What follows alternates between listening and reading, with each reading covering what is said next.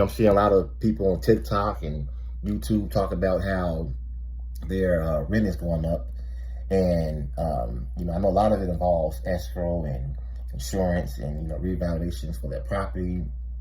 Uh, but many people are not getting raises on their jobs, to compensate for them to pay more on their mortgages, and me, I'm, here it is, my lease renewal is coming up, and they're upping the price, actually $100, a month, and that's $1,200 a year.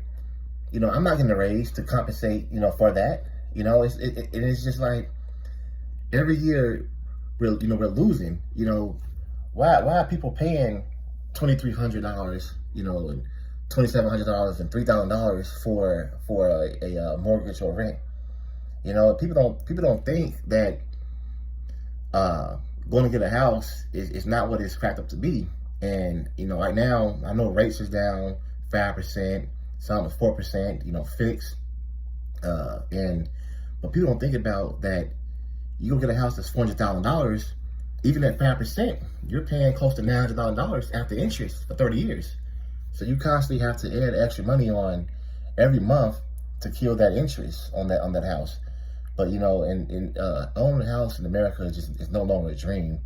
And unfortunately, I don't have a dream of owning a house in America.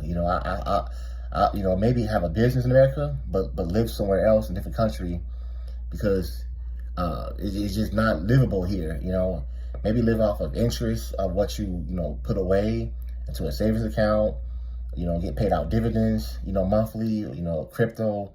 Get paid out weekly or something, because living or owning a house in America, it's just not worth it. And all the interest that you pay, it's just not right. And I saw this tweet from an ex-congresswoman, Marjorie, and she said that the baby boomers in Congress are ruining America, and they're destroying it.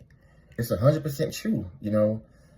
They're so out of touch with the reality of how hard it is now that nothing that they're doing matters. We need to cap rent or mortgages or something, a bill. But every bill they take to that union, all it is just to send money or vote, for money to go overseas, or which departments gets which budget. But it's nothing to help the American people. It is nothing to help the American people. It's nothing for money to flow back into